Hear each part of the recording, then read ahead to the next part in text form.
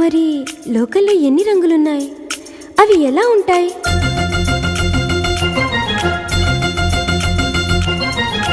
బుగ్గ మీద వెచ్చని సిగ్గు వచ్చినప్పుడు దానిని అడుగు, ఎర్రదనం అంటే చెబుతుంది.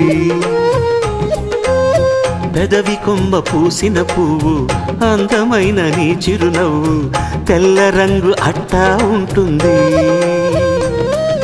నీలో